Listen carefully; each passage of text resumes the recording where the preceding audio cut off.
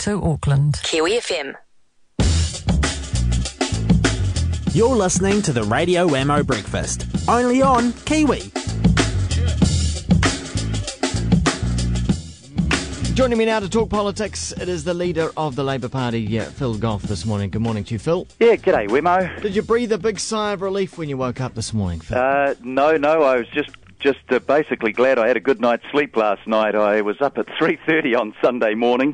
And, partying large? No, I was out hunting in the Alps, actually. I took 24 hours off and did a bit of deer stalking, so... but we came in from the evening shoot at about 11 o'clock at night, still just about light at that time. We had dinner at midnight and got up at 3:30. So I was feeling a bit shot yesterday, to tell you the truth, so to speak. Well, yeah, hopefully not, of course. Not literally. These accidents do happen, but did you get anything? Yeah, I got a couple of fallow deer, so guess what we're having for Christmas dinner? Yeah, I can imagine. So do you do the whole gutting and everything yourself? I was out with a guy that's the head of the Game Hunting Council down there. He wanted to talk to me. I basically went down to have a chat about some of the concerns that he had with game hunting in New Zealand. But he said, look, there's only one way to... I can show you what it's about. Come out with us. So I hadn't... So you've never done this before? When I was a youngster, I did. And I still do some, the small stuff. I got a block of land, so I do a fair bit of possum and rabbit eradication, but hadn't been out deer stalking for quite a while, so it was great actually. But as I say, at the end of the day, on a few hours sleep and a hell of a lot of tramping up some pretty steep mountain faces, I was feeling buggered. Is this the recreation of Phil Goff? I mean, this is it's your, I mean, I know you've been a bikie for years, but there's pictures of you on the bike now. Now there's you hunting. It's almost like Vladimir Putin. No, not quite that. I kept my shirt on. No. You've been horseback riding, bareback? I've been a horse rider since I was a 5-year-old. Actually, I don't have one at the moment because I simply don't have time to look after a horse. But I like that sort of thing. And in my younger days, I've still got my firearms from my younger days. I've had a firearms license since I was 16. It's as much as anything, actually, being out in the wilderness, away from everything. It's a great feeling, and if you can put some meat in the freezer at the end of it, that's the bonus. It is true. Now, a few days ago, in the New Zealand Herald, John Armstrong was saying Labour floundering in irrelevance. Well, John's got a fall out of love with the National Party. He's been writing stuff like this from last year, and he needs to be a bit more objective in what he says in his columns, to be frank. Well, the headlines this morning and stuff: Goff makes gains in latest poll. Radio New Zealand today says survey shows increase in number wanting Goff as MP, and stuff also says Goff's leadership rating revives. What do you put that down to? Is that bike riding and hunting? I think it's a whole. There's never any simple answer, and these polls fluctuate around, so you don't get too excited when they go up, and you don't get too depressed when they go down. But look, I think there's a number of things. I think there are a few issues that I spoke out on behalf of ordinary New Zealanders that they felt that John Key had been wishy-washy about. He couldn't make up his mind whether Hone Harawira, had been really bad in the comments that he had made or not. I was pretty unequivocal about that. I think it's about people getting a bit hacked off that they're told that the economy is recovering, and undoubtedly the world economy is recovering. But they seem to think that in their own income terms, things seem to be getting worse rather than better. Their wages are often frozen and their costs are going up. So I think there's a bit of irritation around that.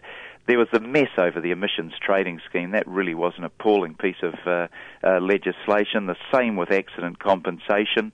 It was exactly as I told you a couple of weeks ago, Wammo. They'll say, look, we're going to whack your levies up by $500. Yeah. And then at the last moment they'll say, look, it's only going up by $178, and now you should feel relieved and grateful to us. Well, some people will fall for that, but a lot of people are a bit smarter. Do you think that ACC was politicised and the chairman in ACC deliberately put those higher rates initially proposed? Yeah. Look, it's just like setting up Don Brash to chair that 2025 task force.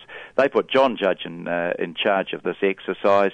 He's a member of the Business Roundtable. The Business Roundtable has a very clear ideological approach on businesses. They want to see ACC as a private insurance company. So is that a dangerous allegation though? No, I think there's all evidence there to back it up. John Key's even admitted he's breaking his promise now. He's not just going to privatise the work account, but he's looking at other accounts as well. Why the hell would you take the world's best accident compensation scheme, put it in the private sector so that the big Aussie insurance companies can make a couple of $100 million a year out of it, and that's Merrill Lynch's figures. Why would you do that when you know that our scheme's actually a better scheme in every respect to what the Aussies are doing over their side of the Tasman? Phil, it's surprising that you've gained any traction over the past week because you've hardly been dominating the headlines. It's all been Tiger Woods. Imagine that. Well, I don't want to compete on that front, Wammo, I can assure you. No, but does that frustrate you that stuff like that ends up ruling the news? Well, it's salacious, isn't it? Are you interested in it at all? Not particularly. I mean, I think Tiger Woods made one big mistake. If he's going to philander, be a philanderer. Well, that's his business by and large. But don't stand up and talk about family values if you're going to do that. It's the hypocrisy charge that's the one that carries some weight. What any other person does in their private life really isn't something that I particularly want to focus on. Fair enough. Last time we chatted at the beginning of last week, the issue about proposed factory farms in the Mackenzie Basin had just broken, and you were a little bit wishy-washy on it at that stage. Have you got more of a definite opinion on it now? No, it's exactly as I told you last time. We've got our reputation as a pasture-fed dairy country. That makes us different. That differentiates our product. Meadow fresh and all of those sort of terms that you can use. I think from a marketing point of view, it's stupid. But you asked me about factory farming, and I said I've seen factory farming, and I've seen 9,000 cows at a farm in Saudi Arabia where there wasn't a blade of grass, and the animals were looked after pretty well. So the grounds for my opposition to it are the same two that I mentioned last week. I think it's bad for our marketing, and I think actually putting a big dairy plant like that in the driest part of the country where water's at a premium isn't such a smart idea either. So should the government step in here and prevent this from happening? I think I don't know whether it requires as the government has a set of rules that they put down about animal welfare. They have to enforce those. But I don't think you actually get the government intervening at every step, and I don't even think you need to. I think you've had groups like Fonterra come out saying, we market most of New Zealand's products, and we don't think this is smart. I think that's the way to do it. I don't think unless actual rules are being broken, I don't think you want the government coming in and telling everybody what they can and they can't do, provided they're acting within the rules that are already in place. Fonterra is an interesting one, though, Phil, because I don't know if you're aware, but sure, all the farms that they represent here in New Zealand are all generally pastoral, but they do own a farm in China that is a containment farm.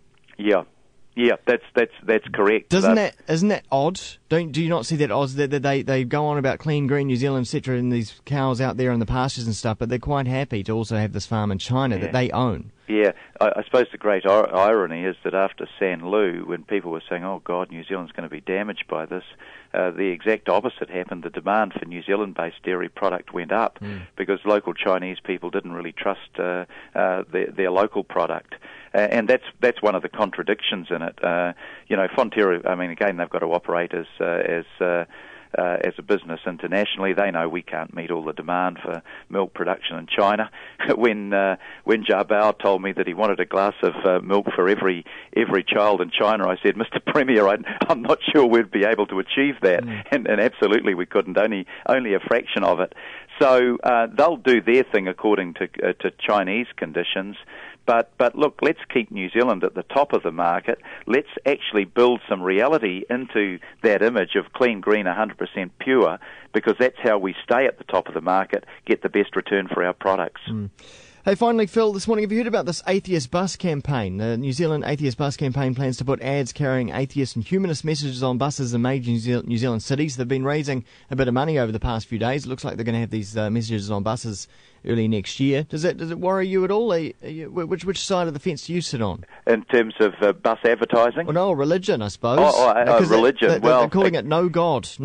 Oh, okay. Well, look, we've got freedom of expression in New Zealand. You're absolutely free to pursue your religion, and you're absolutely free not to pursue your religion. You can advocate for religion, or you can advocate against it. I mean, as long as the stuff is not offensive, I don't think you'd stop it.